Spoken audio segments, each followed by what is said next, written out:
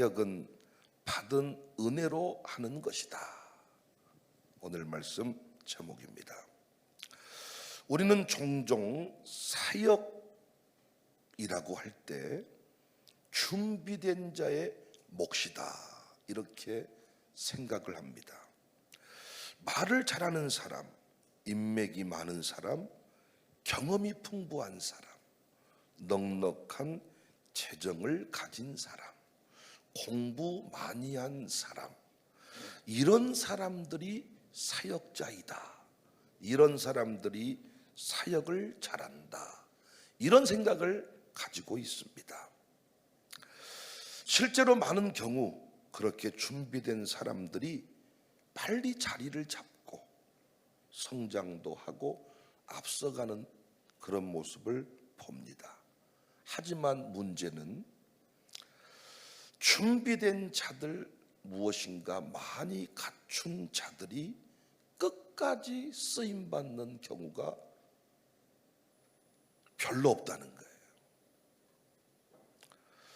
사역이라는 것은 가진 것으로 하는 것이 아니라 받은 은혜로 해야 할 일이기 때문입니다. 예수님께서는 제자들을 전도 여행에 파송하시면서 이상한 명령을 주십니다. 전대도 배낭도 신발도 가지지 마라. 저도 해외를 많이 나간 편인데 얼마나 많은 걸 챙겨가야 되는지, 신발도 챙기고 넥타이도 챙기고 양복도 챙기고 속옷도 챙기고 챙겨서 끌고 갑니다. 근데 예수님은 뭐라고 말씀했어요? 전대도 배낭도 신발도 가지지 마라. 모든 것을 내려놓고 아무것도 준비하지 말고 그냥 가라. 이렇게 말씀합니다. 이해할 수가 없어요. 아니, 좀 이런 말씀은 좀 받아들이기가 싫어요. 그래도 여러분, 우리가 이제 우리 아들, 딸들이, 우리 샬롬 스쿨 친구들도 다 사역자들로 지금 훈련되고 있습니다. 우리 교회 지금 대부분 이 오전 집에 참석하신 분들은 다 저와 함께 하나님 나라 확장을 위해 쓰임받는 사역자들입니다. 우리 가정교회 부흥을 위해서 후반기 부흥을 위해 기도하고 있는데 그 부흥을 위해 쓰임받은 자들, 사역자들이라고 합니다. 그 사역의 원리가 중요해. 그 사역이 무엇인가? 그 사역을 어떻게 해야 될 것인가? 배낭도 전대도 신발도 가지지 마라.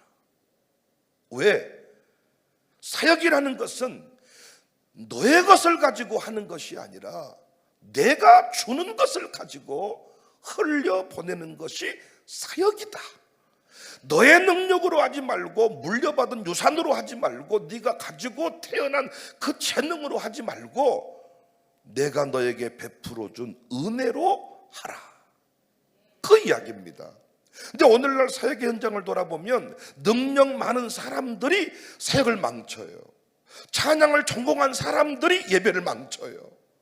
오히려 찬양을 전공하지 않는 사람들이 경배와 찬양 팀이 이렇게 요즘 교회들을 엄청나게 부흥되게 했습니다. 예전에 음악 목사님들이 계셨는데 이 음악 목사님들이 엄청나게 담임 목사랑 충돌을 했습니다.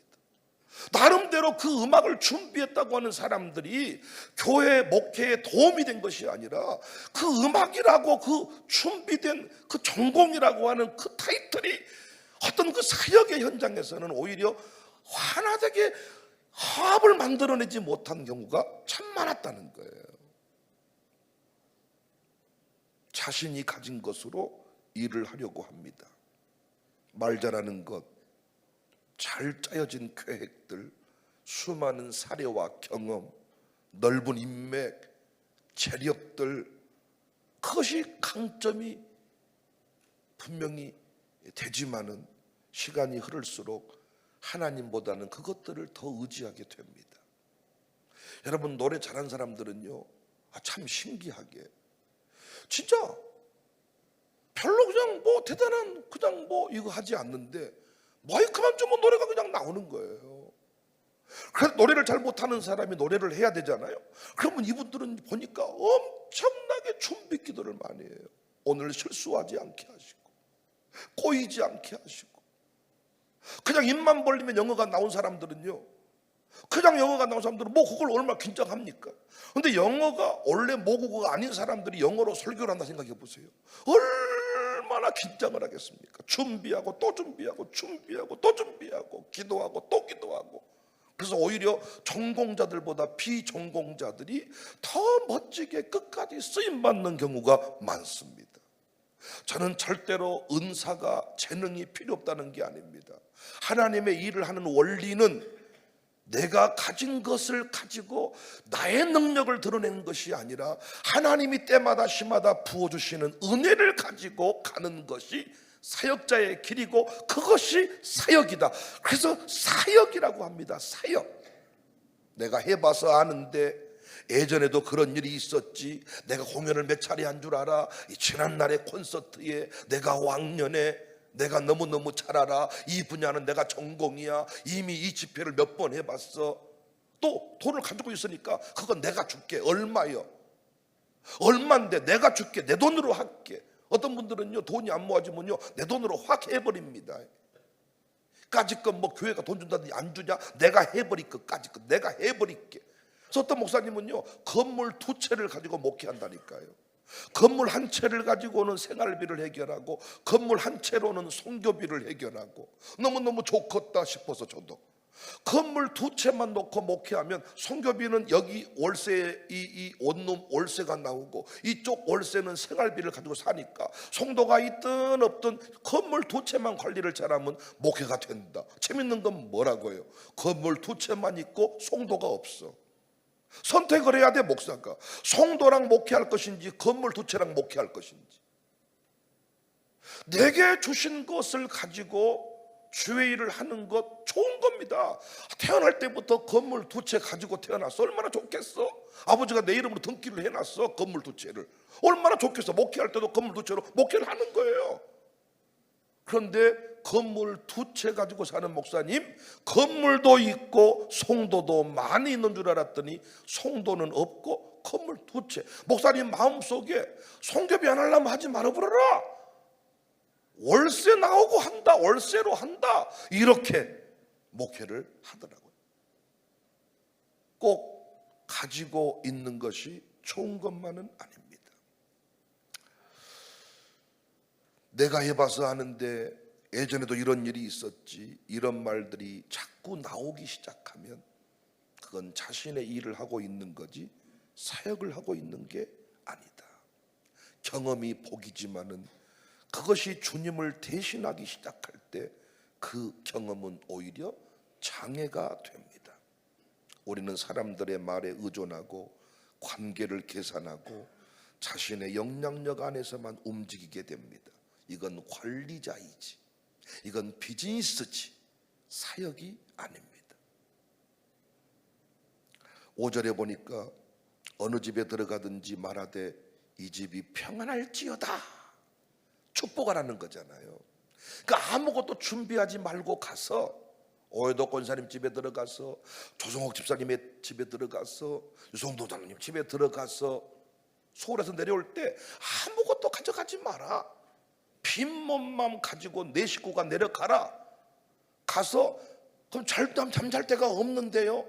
유성동 장로님 집에 작은 방에 들어가서 잠을 자면서 그 집에서 평안하기를 빌어주라는 거예요. 그러니까 잠을 잤을지라도 그 집에 내가 줄 돈이 없어. 빈 몸으로 왔으니까. 그런데 그 집에 들어가서 뭐 하라고요? 평안을 빌어주라는 거예요. 축복하라는 겁니다. 축복하라는 말은 무슨 말이에요? 돈 가져가서 돈 나눠주지 말고 너는 가서 뭐만 해라. 축복만 하면 돈이 어디로부터 온다? 하늘로부터 온다. 그러니까 그 집의 방값은 누가 지불한다? 하나님이 지불한다. 그런데 여러분 이걸 우리가 잘 못 믿으니까 저도 남의 집 가서 밥 얻어먹을 때 밥값을 주고 나와버린 게 편하지 얻어먹고 나오는 게 얼마나 힘듭니까? 여러분 사르바 가부집 같은 집에 가가지고 거기서 밀가루 한 끼 식사를 얻어먹고 오는 게 그 마음 편하겠습니까? 밀가루를 그냥 한 10포대 사줘버리고 온 게 낫지. 그런데 하나님은 항상 사역자한테 그렇게 하지 말라고 합니다. 네가 밀가루 포대 10포대를 주려고 하지 말고 너는 가서 뭐만 해라? 평안만 빌어주어라. 그러면 내가 그 집에 필요한 대로 밀가루를 주겠다. 내가 그 집에 밀가루를 줘본들 10포대 주면 많이 준 거지. 왔다 저 집은 참 체면이 진짜 진짜 얼굴이 진짜 이 뻔뻔하네. 이 밀가루 한 포대도 10포대나 줬으면 이 좀 됐습니다 해야 될 텐데 계속 달라고 하네. 이래서 서로 관계가 깨지는 거예요. 그런데 하나님이 어떻게 했습니까? 사는 날 동안에 그 밀가루 통이 마르지 않게 하신다. 그러니까 네가 채워주려고 하지 말고 누가 채워주게 해라? 하나님이 채워주게 해라. 이건 굉장히 불편한 방식입니다. 이건 굉장히 불편한 방식이에요. 가져가지 말고 받아서 줘라는 거야. 내 가방에다가 뭘 이빠이 채워서 가서 준 게 아니라 일단 미국에 가거든 아무것도 가져가지 말고 거기서 내가 미국에 뭔가를 주도록 하라는 거예요.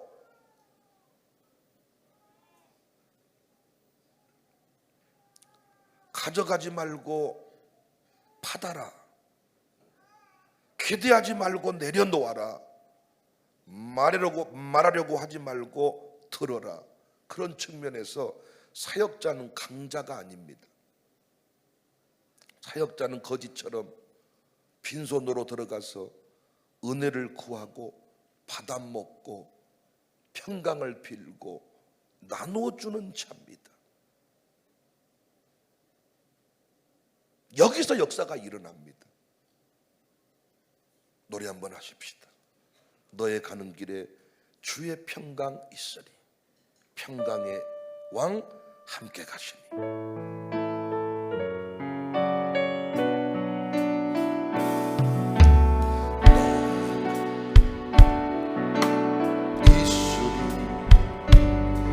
평강에 함께 가시니 너의 것 주 인도하시 주의 강한 손 떨리고 너의 가는 길에 주의 축복이 있으니 영광에 함께 가시리. 내가 밟는 모든 땅 주님 가슴 길을 예비케 주님 나라 위하여 길 떠나는 나의 형제여 주께서 향하시니 가라 주의 이름으로 거칠은 광야 위에 꽃을 피어나고 세상은 내 안에서 주님의 영광 보리라. 강하고 담대하라. 세상 이기신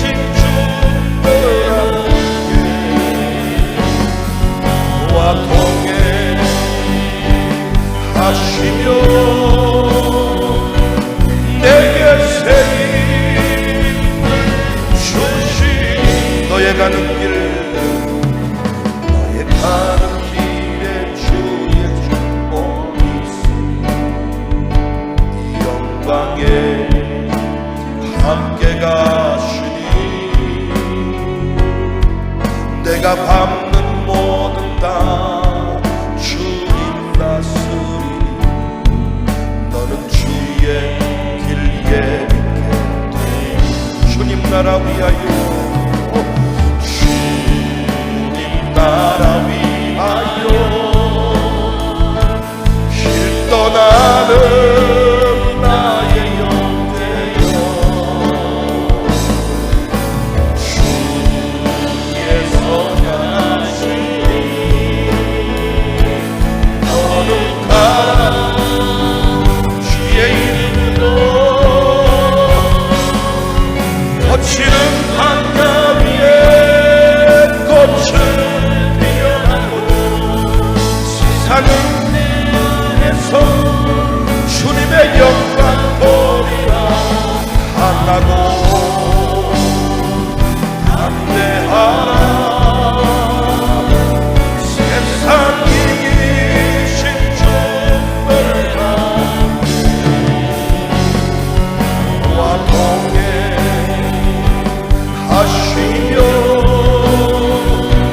내게 새 힘을 주시니. 그래서 우리는 어디든지 갈 수 있는 거예요. 어디든지 갈 수 있습니다. 우리는 육적으로는 강자가 아닙니다. 거지처럼 빈손으로 걸어가는 자이지만은 은혜를 구하고 하나님께 받아서 나누는 자이기 때문에 얼마만큼 강력하게 부어질지는 아무도 모르는 거예요. 냉수 한 그릇을 대접한 자 상을 잃지 아니한다고 했는데 그 상의 수준이 어느 정도일지는 아무도 모르는 거예요. 계산을 뛰어넘는 거예요. 그런데 우리는 자꾸 가지려고 하고 채우려고 하고 쌓아두려고 합니다. 심지어 그것이 하나님을 위해서 필요한 일이라고 변명합니다. 그렇게 이루어진 사역은 하나님을 가려버립니다. 가는 곳마다 하나님 영광이 드러나야 되는데 그래서 목사님들이 은퇴를 못합니다. 내가 어떻게 이 교회를 세웠는데 내가 숟가락 몽둥이까지 다 바치면서 내가 결혼 반지 바치면서 내가 뭐 바치면서 이 교회를 세웠는데 내가 어떻게 했더라 못 가. 퇴직금 이거 주고 못 가. 올려 더 줘. 교인들은 못 줘. 왜? 사역자가 내 가진 것을 가지고 내 것을 가지고 목회하다 보니까 받은 것을 가지고 걸려보내는 것이 아니라 내 것으로 목회하니까 자신을 드러내기 위한 싸움판으로 바뀌는 것입니다. 사역의 본질은 은혜로 사는 삶을 보여주는 것이다. 받은 은혜만큼 나누는 것이다.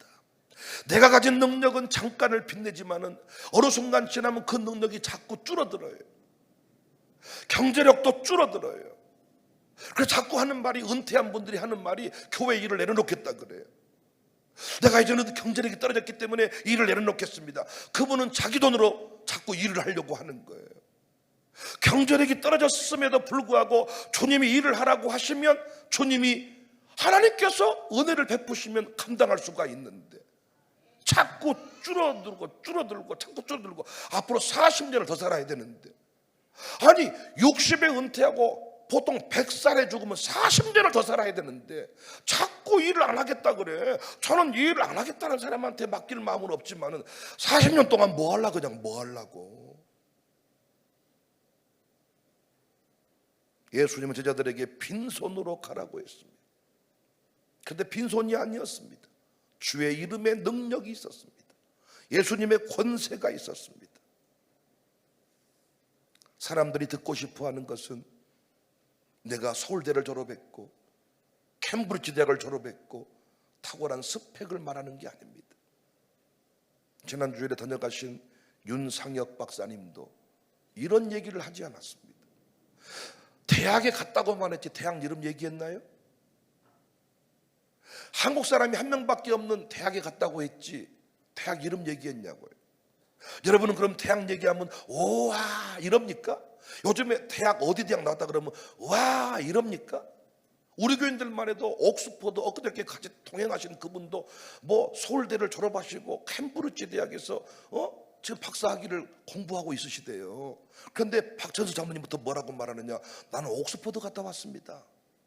이번 동행을 했거든요. 옥스퍼드 대학을 갔다 왔어.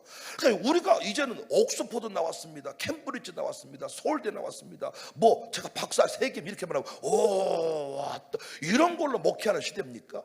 이런 걸로 사역합니까? 아니단 말이에요.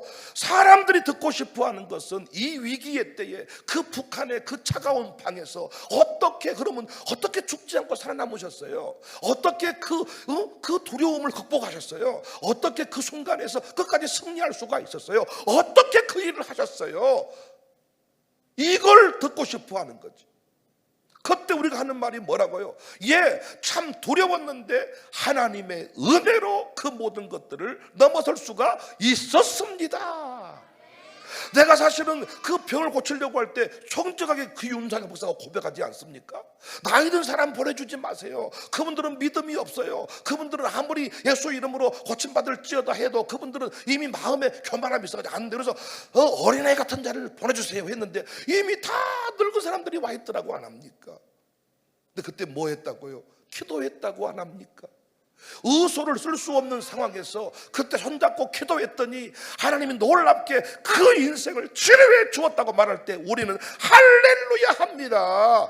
그래서 이제 그분은 어디든지 갈 수가 있는 거. 어디든지 일본 가라 그러면 일본 가고 중국 가라 그러면 중국 가고 어디든지 간대. 지금은 잠시 이제 북한이 미국이 이렇게 적국으로 서로 이제 이거 대결 관계로 가가지고 잠시 지금 일본에 나와 계신대요. 또 말씀하시더라고. 이제 일본어를 배우고 있습니다. 아니 어떻게 영어도 어려운데 일본어를 또 합니까? 하나님의 은혜로 사는 사람은 일본어가 문제가 아니라 독일어도 얼마든지 하나님의 은혜로 그 모든 것들을 다 감당할 수가 있다.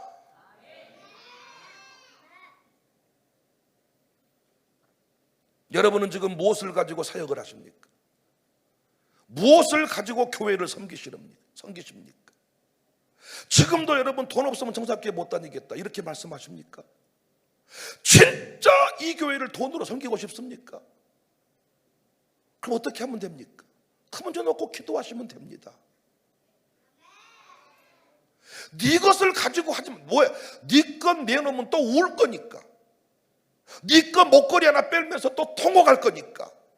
자기 집 문서 하나 내놓으면서 쌍욕을 할 거니까. 네 것으로 하지 말고 하나님의 은혜로 하라는 거예요. 은혜로.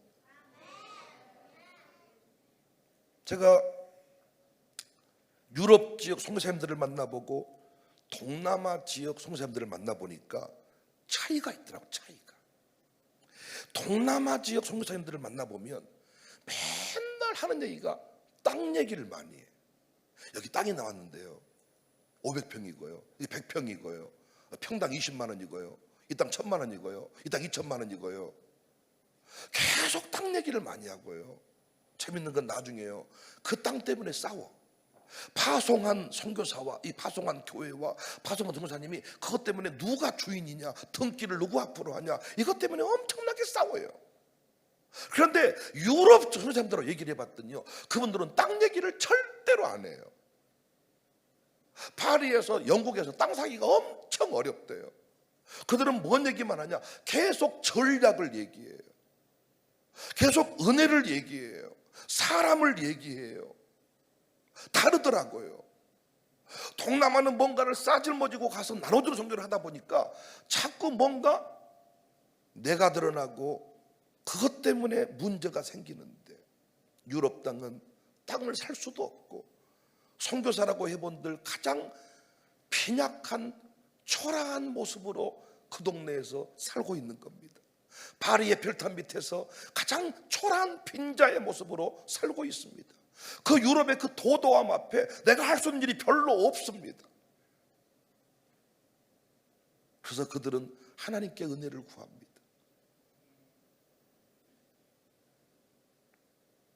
송호성 목사님도 영국 갈 때 다 털고 전세금을 빼니까 1200만 원인가 손에 쥐어지더래요.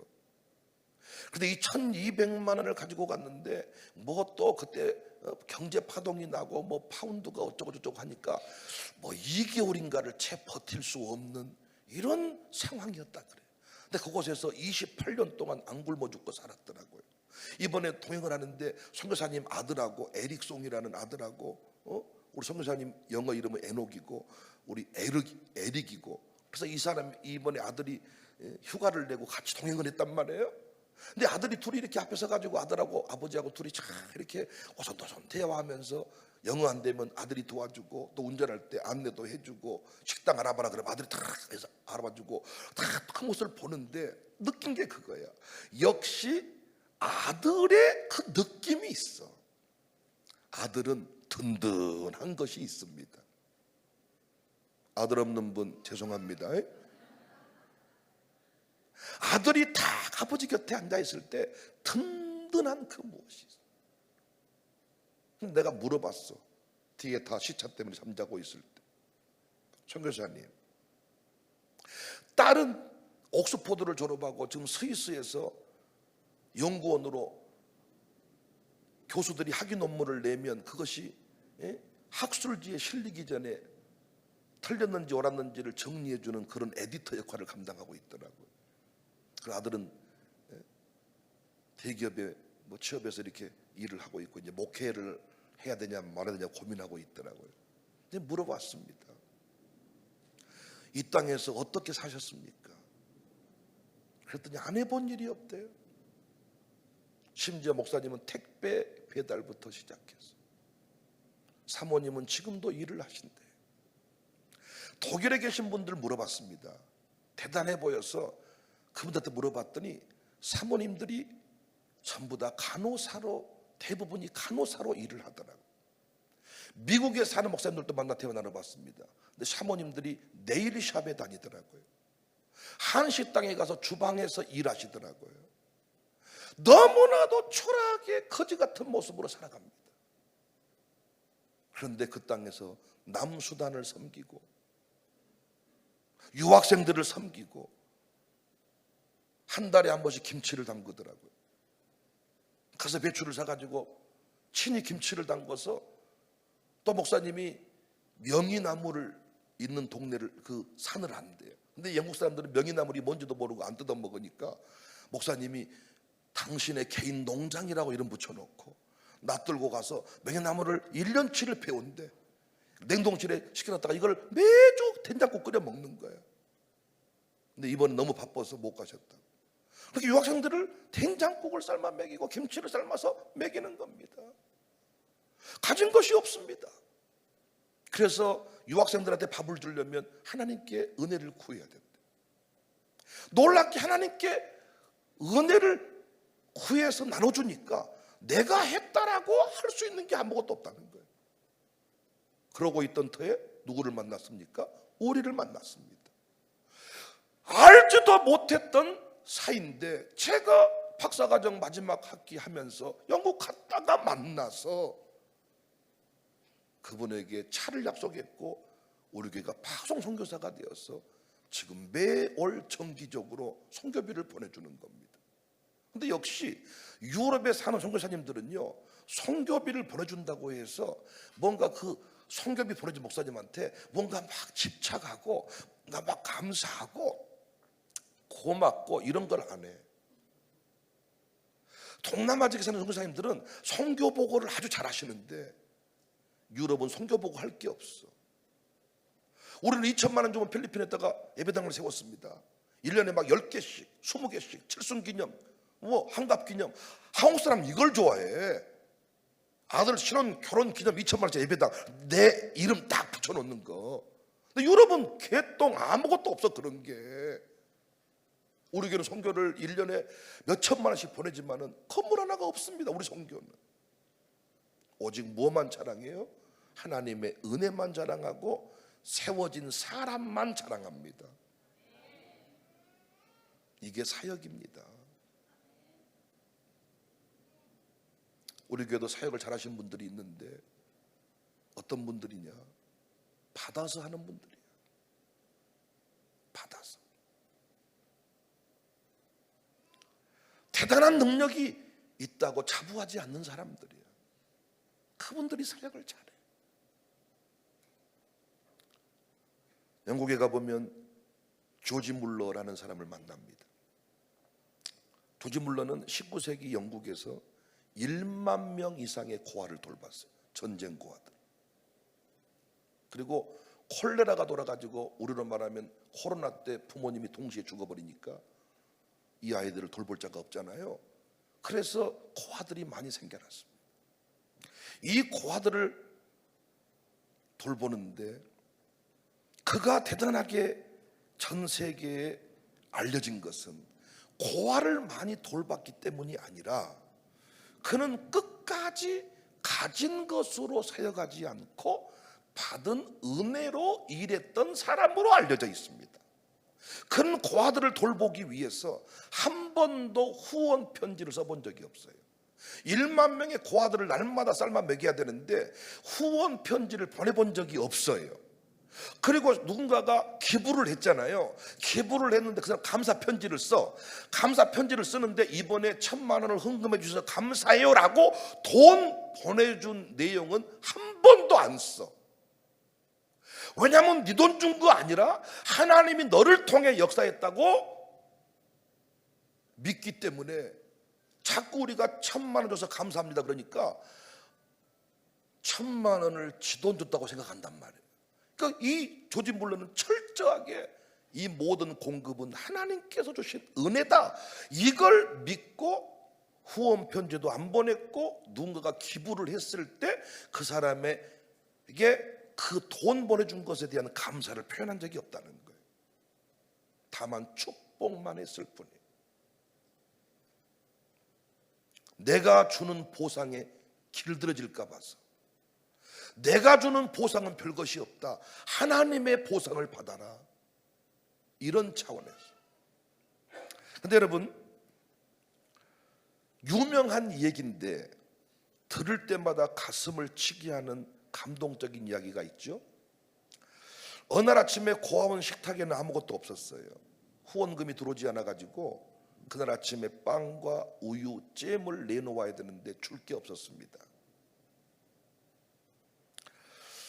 조지 물러는 고아들 그 수백 명을 식탁에 앉히고 말합니다. 얘들아, 하나님께서 오늘 또 우리에게 아침을 주실 거란다.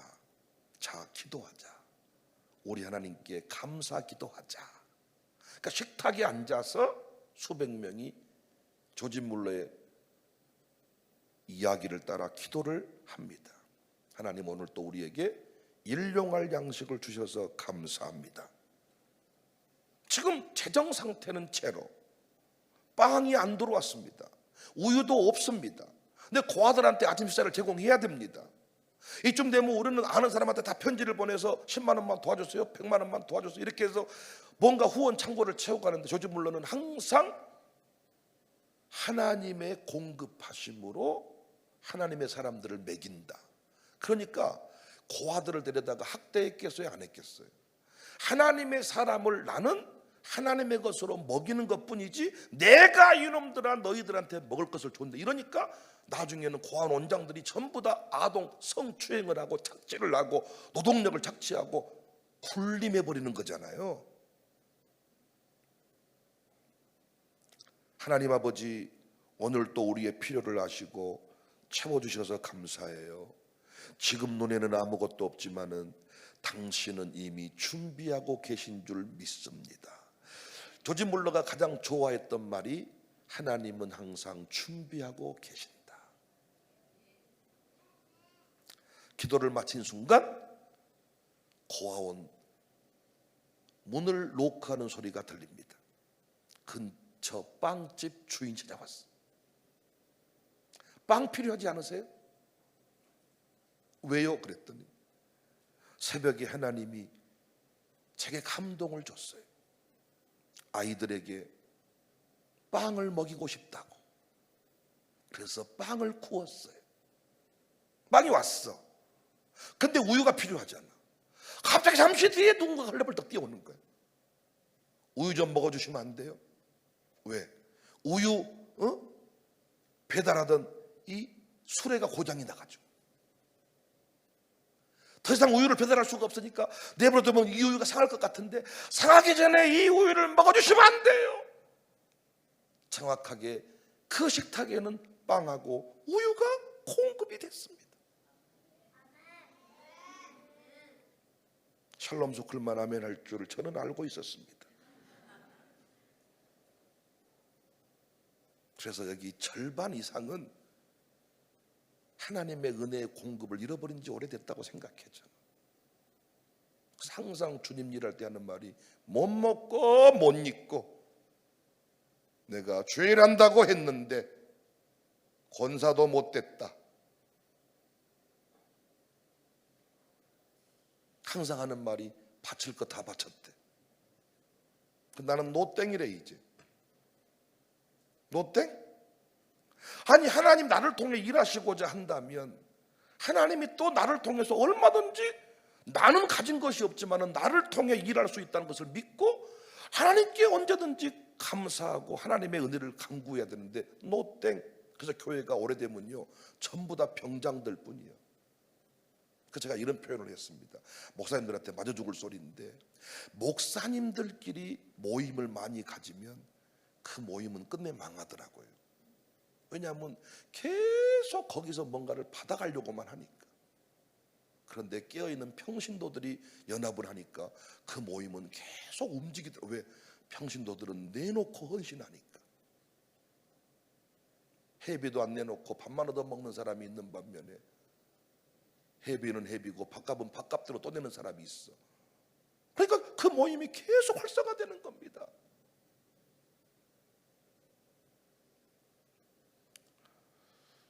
나는 기도했고 하나님은 잊지 않으셨다. 양육사님들이요, 진짜 캠프를 가고 싶은데 돈이 없으십니까? 아닌 거지. 캠프 갈 마음도 있고 안 갈 마음도 있었는데 돈이 없으니까 그것이 핑계가 된 거지. 저도 솔직히 고백할까요? 권사님들하고 캠프 가자고 했다가, 또는 장로님들하고 캠프 가자고 했다가 갑자기 내가 캠프 가지 맙시다 문자 올릴 때가 있어요.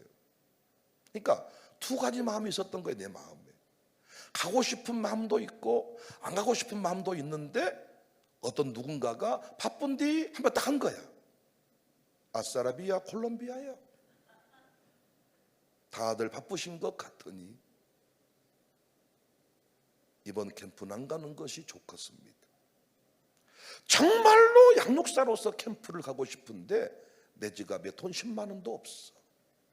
하나님께 간절히 기도하면 나는 반드시 하나님이 은혜의 공급을 통하여 캠프를 가능하게 한다고. 저는 이 간증을 양육사들한테 한두 번 들은 게 아닙니다. 캠프 많이 다닌 양육사님들 돈 많이 써서 간 게 아닙니다. 캠프를 가겠다고 뜻을 정하고 하나님께 은혜를 구했더니 하나님이 은혜의 공급이 이루어지게 했다는 겁니다. 그래서 그 양육사는 절대로 내가 양육사 하면서 돈 다 내놓고 내가 다 했고 이런 말을 잘 안 한답니다. 하나님께서 공급해 주어서 그 캠프를 위해 하나님이 다 예비해 두셨더라. 사랑하는 여러분, 내가 하고 싶은 일이 있거든. 주의 나라 확장을 위해서 뭔가 흘려보내야 할 것이 있다고 판단이 되거든. 하나님께 은혜를 구하시기를 바랍니다. 은혜의 공급이 사역입니다. 내 것을 가지고 나눠주다가 성질을 내버린 것이 아니라 은혜의 공급이 사역입니다. 그래서 사역자는 많은 것을 가지는 것이 좋은 게 아니에요. 많은 것을 가지고 있으면 구하는 것이 안 됩니다.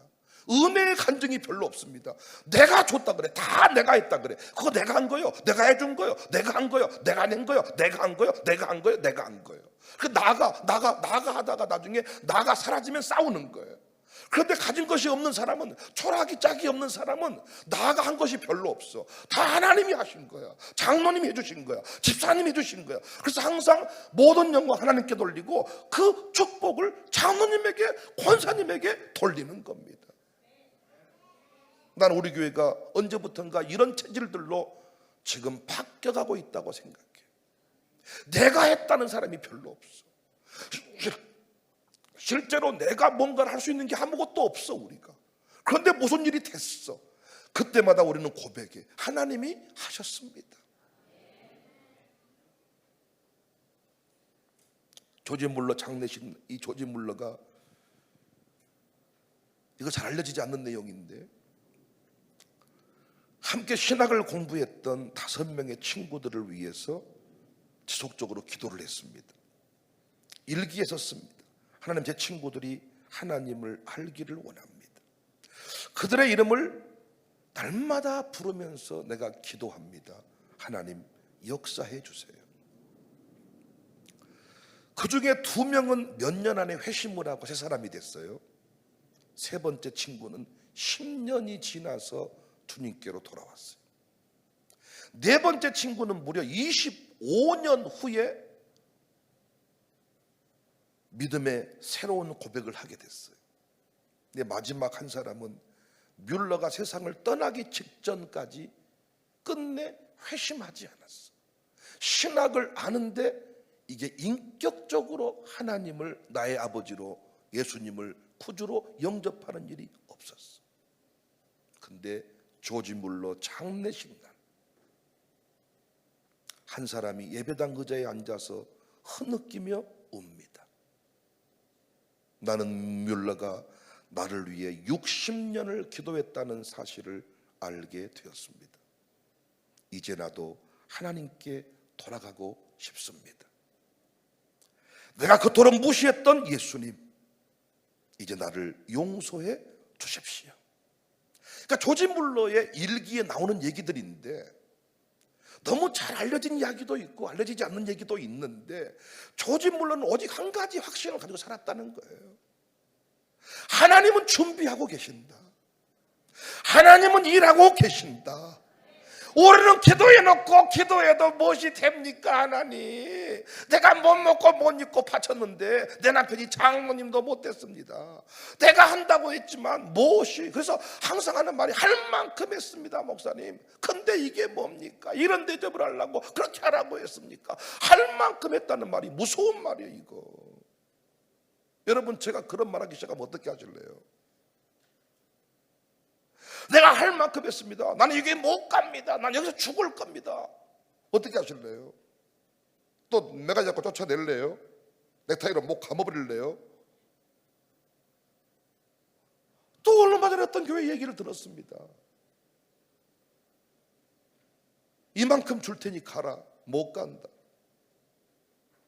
왜냐하면 내 것을 여기다가 바쳤는데 본전 빼고 가겠다는 생각이 있는 거야. 본전 빼고. 요즘에 교회 팔아버린 게 또 유행이더라고요. 은퇴자금 만들었는데 없으니까 교회를 팔아가지고 그걸 어떻게 해서 가져가고, 이런 형태가 됐더라고요. 은혜로 살았으니 은혜로 살겠다는 고백이 없고, 언제부터가 내가 이만큼 투자했으니 이제 은퇴할 때 됐으니까 이만큼 내가 빼가야 되지 않겠냐, 이런 마음이 우리 안에 있다는 것입니다. 무서운 얘기 아닙니까? 왜 양육사 하다가 성길 낼까요? 아니 여러분, 양육사 하다가 성길 낼 이유가 뭐가 있습니까? 나 같은 것을 구원해 주신 것이 감사하고, 나 같은 것을 양육사라고 세워주신 것이 감사하고, 나 같은 것이 양육사라고 따라오던 가족교회에 있어서 감사하고, 우리 가족교회 안 오고 다른 가족교회 갔으면 훨씬 더 행복했을 것인데 나 같은 인간 만나서 고생한 것이 짠하고, 성질 낼 이유가 하나도 없는데 어느 순간 지나면 할 만큼 했습니다. 성질 낸 분들이 계시더라고요. 왜? 내가 했다고 생각하니까. 사랑하는 여러분, 우리가요 앞으로 어디 가든지 주의 나라 확장을 이루어야 되는데, 제가 가서 보니까 주의 나라 확장은요 진짜 어마어마한 자금들이 필요합니다. 근데 그것을요 우리 교회가 다 만들어서 우리 교회 힘으로 우리가 내가 가진 것으로 뭘 하려고 하면 절대로 우리는 어떤 큰 일들에 대해서 아예 기대치조차도 없고 동네에서 겨우 살다가 죽겠더라고요. 하나님, 너는 일어나 가서 세상을 다스려라 할 때 우리는 일어나 가면서 뭘 구해야 돼요? 하나님의 은혜를 구해야 돼요. 그 집에 들어가면서 뭐 하기를 빌라? 평안하기를 빌라. 여러분이 저를 도우면, 여러분이 이 교회를 섬기면 뭐가 좋아요? 하늘의 평강이 임해요. 하늘의 축복이 여러분 가운데, 그 축복 안에는 어마어마한 것들이 담겨져 있는 거죠.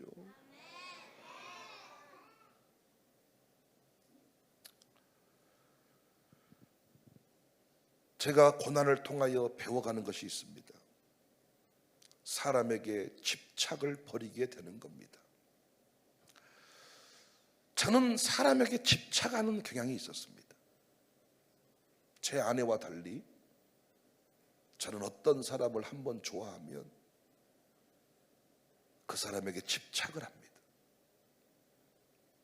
근데 목회에서 가장 위험한 일이 사람에게 집착하는 겁니다. 양육사에게 가장 경계되어야 될 일이 사람에게 집착하는 겁니다. 내 사람을 만드는 겁니다.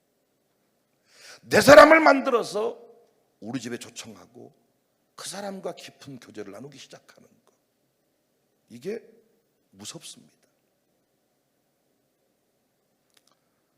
오늘 본문에서 예수님 뭐라고 말했냐? 너는 아무에게도 무난하지 말라. 아무에게도 무난하지 말라. 이 말이 얼마나 중요한 줄 아세요? 특별하게 공적인 사역을 위해서 축복하고 평강을 비는 것에 관해서는 너의 임무이지만, 네가 별도로 어떤 사람을 네가 관리하고 문안하고 네가 특별히 챙기는 이런 일들을 하지 마라. 사람에게 집착하지 마라. 네가 개인적으로 친분을 관리하는 그 사람이 나중에 결국은 신앙도 잃어버리고 사역을 망치게 될 것이다. 어제도 그런 말씀 드렸잖아요. 있는 사람은 압니다. 내가 없으면 안 된다고 하는 생각을 가지고 있어. 아는 것 같아, 본능적으로. 잘난 사람도 알아. 내가 안 도와주면 안 될 것이라는 것을. 그래서 의도를 가지고 약간 힘겨루기를 하는 게 있어요. 근데 우리는 그분들한테 뭐예요? 목을 맵니다. 도와줘요, 해줘요. 그러지 마시고요, 빼지 마시고요, 해주세요. 안 돼요. 그래서 문안도 해야 되고 그 사람한테 집착을 해야 되는 겁니다. 안 그렇겠습니까? 밥을 해야 되는데 여러분, 아무도 음식을 못해. 음식을 잘하는 사람이 있잖아요. 우리 교회 권사님들은 정말 훈련돼서 그런 거 하지 않지만은, 여러분 예전에 보면요, 항상 음식 잘하는 사람이 곤조를 부립니까, 안 부립니까? 옛날에 교회에서 반주 좀 하는 그 자매들이 곤조 부립니까, 안 부립니까? 반주, 피아노 좀 치는 것들이 항상 늦게 오고 성질 내고, 그래서 목사님들이 한 맺혀가지고 무조건 목사님 딸 나면 다 피아노학원 보낸 거예요. 그래서 목사님 딸들 중에 피아노 못 친 사람은 거의 없어.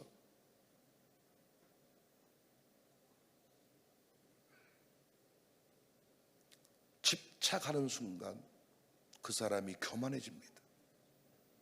사역을 망칩니다. 제가 고난 중에 깨달은 것들이에요. 반주자가 없잖아요. 그럼 하나님이 그 반주자를 통해 역사합니다. 내가 없으면 예배 못 드릴 거예요. 그래서 어떻게 돼요? 집착을 하게 돼요. 어떻게 하면 됩니까? 반주자가 없으면 없는 대로 노래해버리면 됩니다. 그러면 그 인간이 겸손해지든지, 아니면 하나님이 새로운 반주자를 보내시든지, 아니면 반주 한 달밖에 안 배운 사람인데 그 사람이 반주를 해버리든지. 실력 있는 사람은 항상 잘 안 된다. 뭔가 틀이 갖춰져야 되고 뭔가 갖춰질 때가 많은데, 한 달밖에 안 된 사람이 나는 못 치는데, 나는 안 되는데, 이런 사람이 역사해버릴 때가 있단 말이에요. 그러니까 주의 일을 하면서 사람에게 집착하지 마라. 양육사로 감당하면서 어떤 권사님에게 집착하지 마라. 이 권사님이 캠프에 빠지면 안 될 것인데, 이 집착을 하는 순간 그 권사님을 통해 역사한다. 그 권사님이 안 간다 그래. 다 간다 그랬는데 그 권사님이 팩 틀어버려. 갑자기 이 역사하는 거예요. 저는 사람들을 미워하라는 게 아닙니다. 집착하지 말라는 겁니다. 개인적인 친분을 관리하지 마라. 놀랍게 하나님은 사역에 집중하며 나갈 때 그 사역을 감당할 만한 사람을 보내주십니다. 마룻바닥 영성을 전수하고자 할 때 마룻바닥 영성의 소유자들을 보내주시고, 마룻바닥에서 찬송 인도를 해야 되겠다 할 때 마룻바닥 찬송이 가능한 사람을 보내주시고, 아니 마룻바닥 사역을 해야 되는데 마룻바닥을 싫어하고 마룻바닥에 무릎을 못 꿇는 사람 어떻게 하겠습니까? 거기에 필요한 사람을, 비즈니스를 해야 됐다고 마음먹었을 때 비즈니스 선교에 필요한 사람들을 보내주시고, 마음이 통한 사람들을 보내주시고, 누가 하겠는가 하는데 어린아이 같은 자와 겸손한 자를 통하여 하나님 나라는 완성이 되어 갑니다. 사랑하는 여러분, 우리는 모두 다 신학 공부를 하지 않았을지라도 하나님의 사역자들입니다. 아멘입니까? 주의 일을 함께 감당해야 될 동역자들이십니다. 교회 장로님만, 권사님만이 아니라 우리 지금 샬롬 스쿨 아이들도 이미 제 목회 동역자들입니다. 우리 샬롬 스쿨이 없었다면 오전 집회가 가능하겠습니까? 쉽지 않았을 겁니다. 저는 오전 집회가 너무 당당한 게 샬롬 스쿨 친구들이 있기 때문에, 저는 다른 사람이 아무도 없어도 샬롬 스쿨 친구들은 나올 것이기 때문에 저는 오전 집회 당당히 시간을 정하고 계획 속에 집어넣습니다. 우리 모두는 다 주의 나라를 지금 이루어가는 중입니다. 나는 이 일은 하기 싫었는데, 이 사람만큼은 싫었는데 올해는 이 사람하고 묶어졌네. 그러면 내가 이 사람을 떠나보내고 다른 쪽으로 가는 것이 사역자의 자세가 아니라 어떻게 하라고요? 그 사람을 감당할 만한 은혜를 구하는 것입니다. 나는 돈이 없는데 돈을 써야 될 자리 하나님이 세우셨다면 하나님 내게 물질을 달라고 기도해서 은혜의 통로가 되는 것이 중요하지, 자꾸 내 능력을 운운하면서 이리저리 옮겨다닌 것도 헌 바람직하지 않습니다. 이를테면 제가 강남에서 목회를 하게 됐어. 그러면 나는 촌스러운 목사니 나는 강남에서 목회를 못합니다, 이게 할 소리입니까? 아니죠. 하나님 강남에 맞는 목회 스타일, 목회적 능력을 내게 베풀어 주십시오. 그래서 우리 김은호 목사님이라고 서울 오륜교회 목사님은 올림픽 선수촌 아파트 상가에서 개척을 해가지고 대형교회가 되셨는데, 야, 그쪽의 성도들은 다 멋쟁이야. 그분들이 목사님께 요구한 건 단 하나야. 같은 양복 투주 입지 마세요. 우리 마음이 아파요. 그래서 여러분, 그 목사님은 지금 은퇴하셨는데요, 얼마나 멋쟁인지 몰라. 다 여기 뭐 이거 행커치프인가 이것도 하여튼 다 끼고, 나도 이거 하나가 넥타이 사면서 하나 해줬는데 나는 도저히 이거 못 끼고 나오겠더라. 옆에 이거 지금 집에서 몇 번 집에서는 끼었다가 뺐다 해봤지만은 여러분 앞에 한 번도 이거 끼고 서본 적이 없어. 내가 이거 끼고 나왔으면 완전히 웨이터네, 웨이터. 우리 동네에서도 그게 맞겠습니까? 거기에 맞는 능력을 구하는 것이 중요하지. 나는 음식을 못합니다, 나는 안 됩니다, 내가 하는 것만, 물론 하나님은 재능 따라 일을 맡기시지만은 내 재능을 넘어선 어떤 것도 맡기신다는 거예요.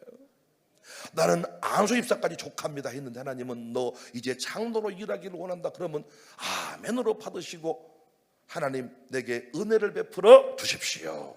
이게 중요한 겁니다. 이게. 그래서 우리 아들 딸들이, 우리 샬롬, 우리 다음 세대들이, 우리 청년들이 무슨 일을 맡겨주든지, 나는 우리 이매솔 K문화사역회 총무가 됐는데 다 어른들 사이에 청년 하나 거기 총무가 돼서 나는 예솔이가 못한다 하면 어떨까 한데, 내가 보니까 새로운 사명감이 그 안에 막 불타오르는 것 같더라고요. 축복하고 싶어요.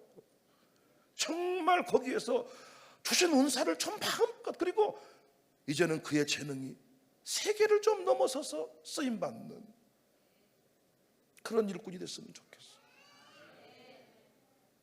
이제 우리 아이들이 유학도 가고 저와 함께 여러 가지 사역들을 감당하는데 나는 못합니다가 아니라 내게 은혜를 베풀어 주십시오.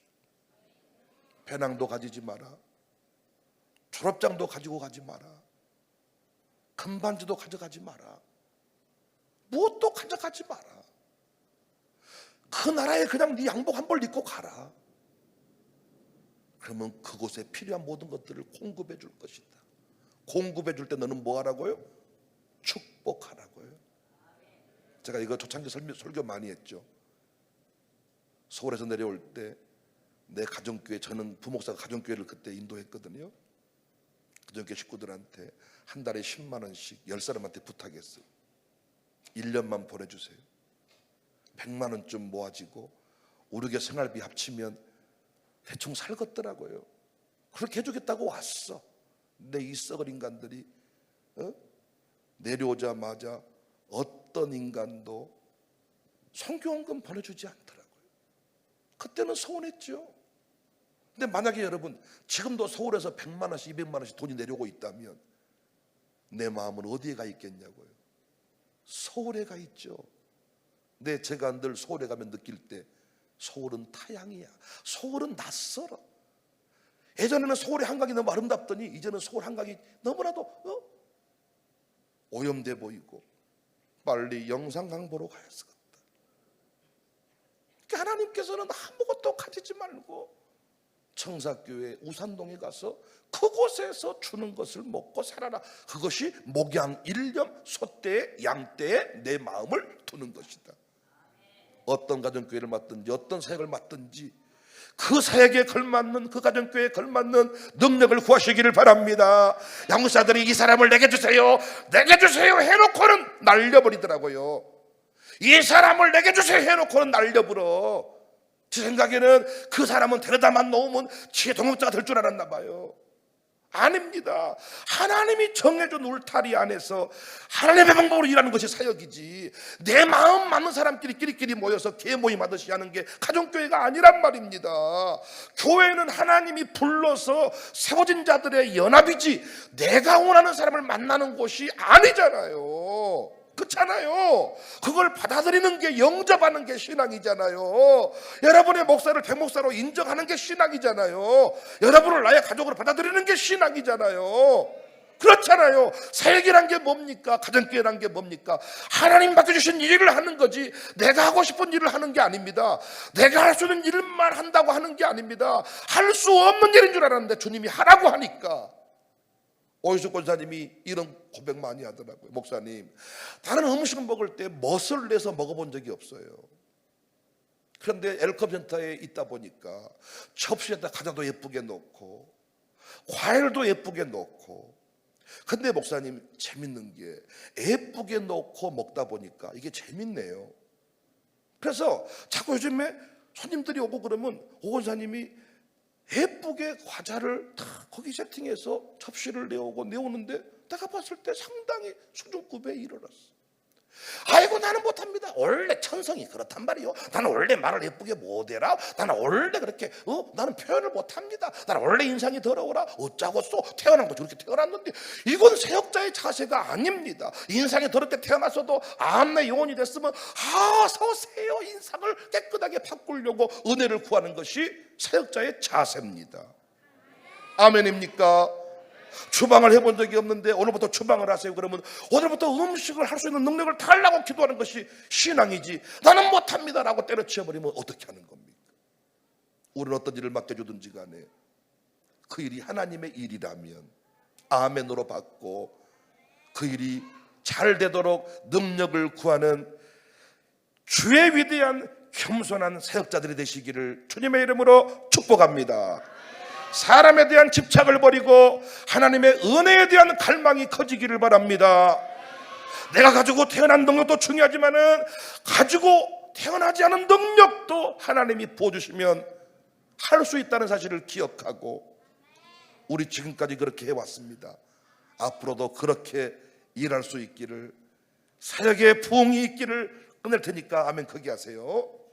소망을 드려야 아멘 크게 하시더라고요. 오전 집회는 2시간씩 해버리니까 사역의 부흥이 있기를 주의 이름으로 축복합니다.